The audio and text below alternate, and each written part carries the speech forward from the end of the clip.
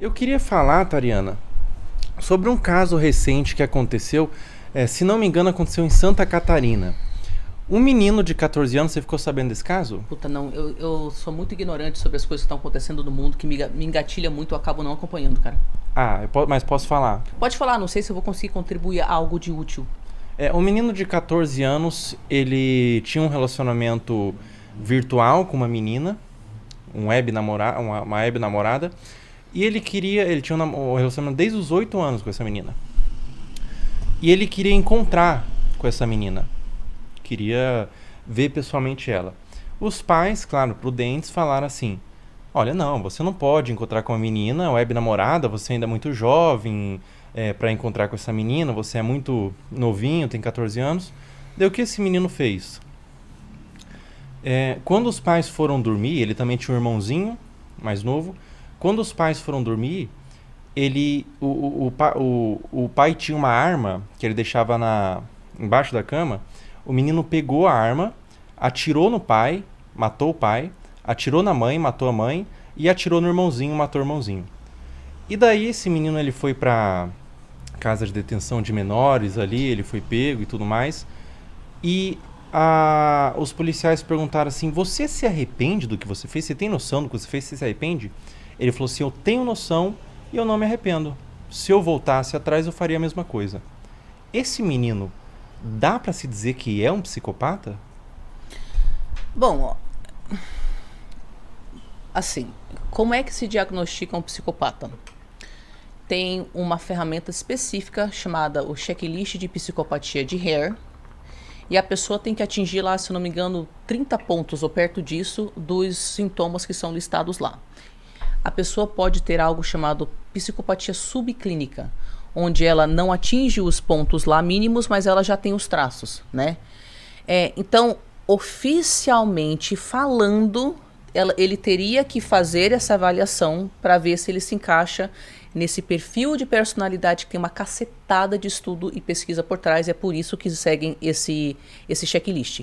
Mas, o que eu posso te falar? Algumas pessoas nascem não conseguindo aprender emoções sociais. E muitas delas estão no espectro da psicopatia, porque até isso é espectro, tá? E o que isso quer dizer? Quais são as emoções sociais? As emoções sociais são aquelas que levam você em consideração.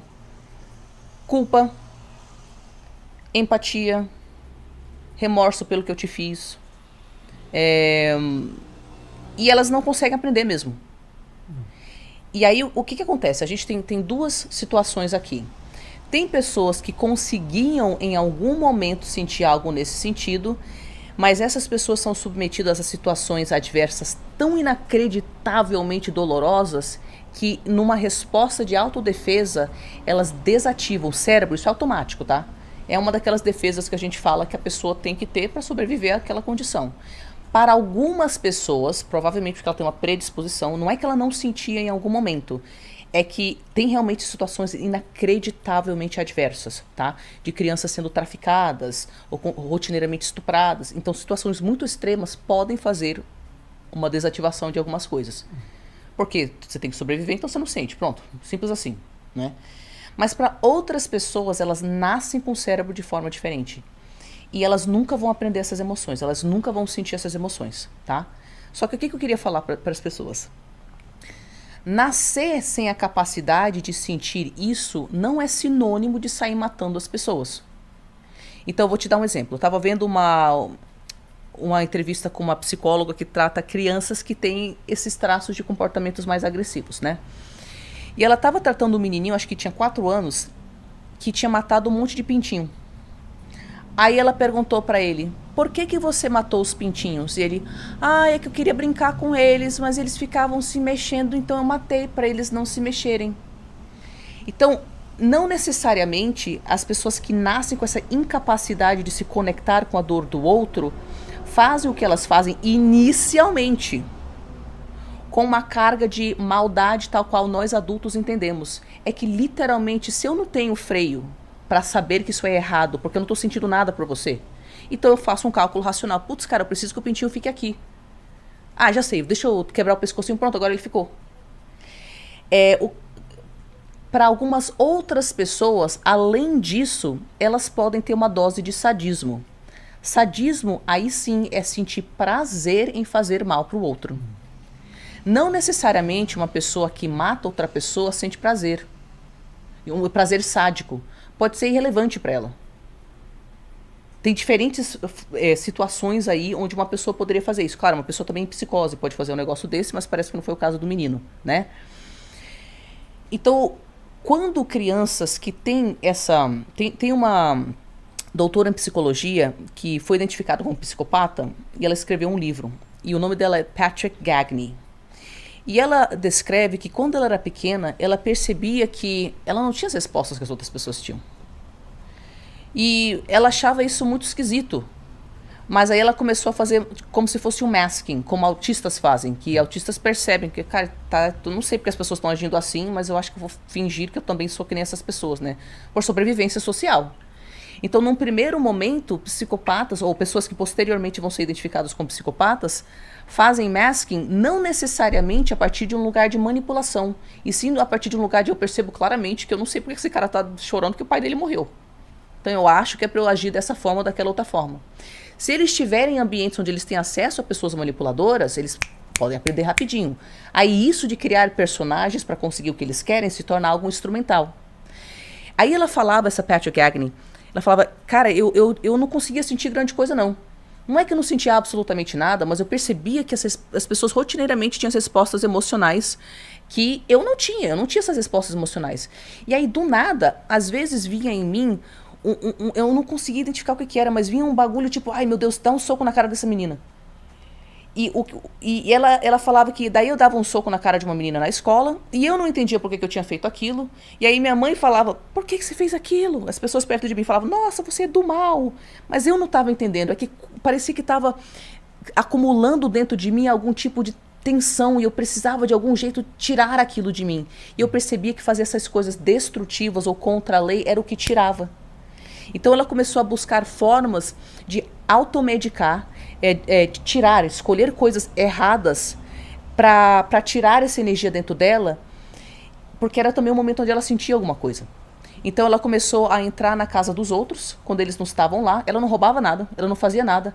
Era só o fato de estar fazendo algo errado. E ela tinha uma rotina, tipo, de X em X semanas, ela tinha que entrar na casa de alguém ou fazer alguma coisa contra a lei, ou contra... para ela regular esse treco dentro dela, para ela não ir para outro lado. E aí o que é interessante? Ela relata uma coisa que eu acho interessante para pessoas que possam, tipo adolescentes, que possam se identificar nesse espectro, tá? Porque ela é doutora em psicologia e ela cria conteúdos e trabalhos para pessoas como ela conseguirem se regular.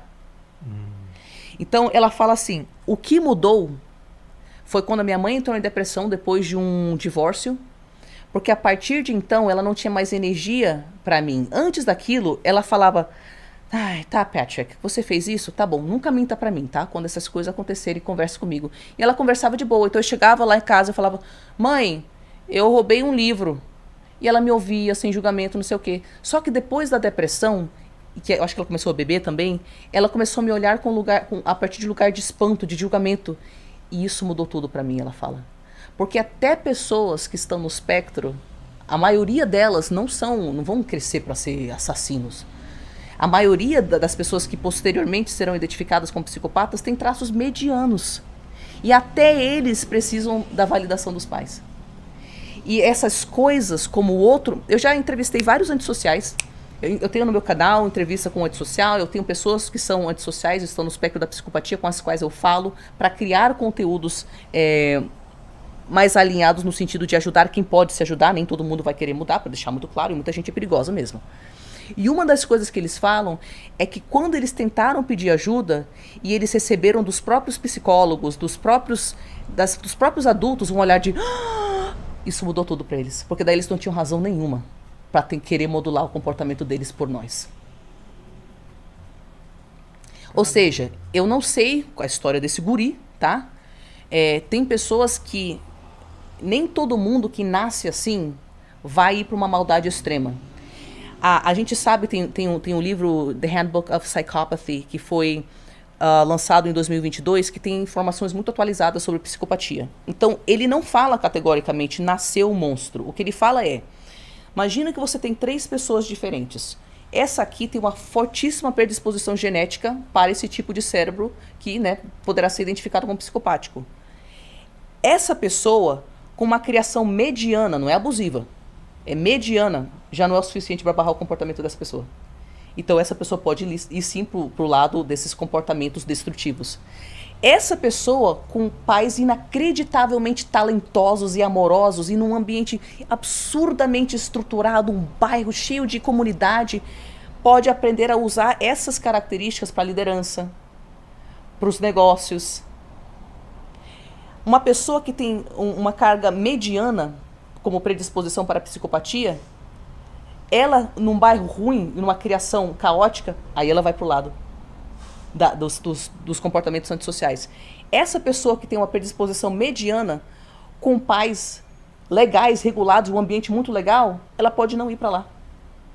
Essa pessoa que não tem predisposição para psicopatia, mesmo com pais extremamente abusivos e num ambiente tosco, errado, ela pode ser aquela que sai daquele lugar. Que sobrevive. Todos os amigos dela vão pro tráfico, vão cometer crime, vão não sei o quê, e ela é aquela pessoa que sai. O que eu tô querendo falar com isso é que para a pessoa se tornar assim, tem a predisposição genética, tem a criação, que os pais não têm que ser abusivos não, para não barrar os comportamentos psicopáticos, tá? Se eles forem medianos e a carga genética for muito forte, já não barra. E também o ambiente em torno. Então, não sei qual que foi a situação desse menino aí que fez com que ele chegasse nisso. Então é muito complexo, né? Muito mais difícil do que a gente imagina de saber se uma pessoa vai se tornar um psicopata. Porque às vezes a criança tem hábitos de matar bichinhos na infância, mas na fase adulta consegue superar essa predisposição e às vezes a pessoa não tem esses hábitos, não tem essa predisposição, mas consegue desenvolver através de um ambiente muito abusivo, Pronto. de muita carência. É muito mais complexo do que a gente imagina. Envolve várias coisas. Para deixar muito claro, eu não estou romantizando. Por isso que eu falo tanto das pessoas estarem ligadas à sua bússola interna, seus valores, para elas perceberem quando algo está errado e elas picarem mula desses relacionamentos. Eu não estou falando, psicopata é fofo. Não estou falando isso.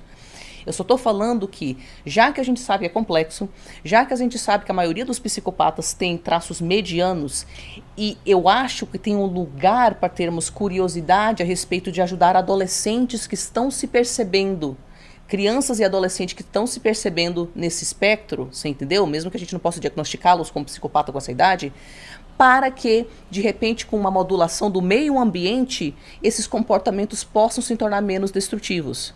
É isso que eu estou propondo, tendo clareza de que a maioria das pessoas não quer mudar, muita gente é perigosa mesmo, e eu não acredito que esse guri vai mudar, por exemplo. Né? Mas eu acho que como terapeuta tem um lugar para curiosidade, né? E tem uma pesquisa com jovens que foram identificados com TOD, né? O TOD é o quê? O transtorno opositor desafiador. Então, tipo assim, são coisas que precedem o diagnóstico do transtorno de personalidade antissocial, que é o que o DSM, que é uma enciclopédia de diagnósticos, prevê como estando dentro do espectro da psicopatia.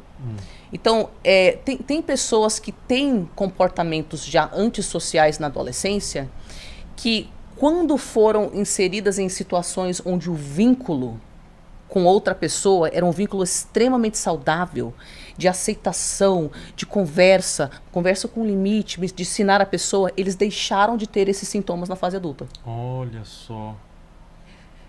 Caramba. Você entendeu o que é complexo? E outros não. Outros não. Caramba, é muito mais complexo do que a gente imagina, né?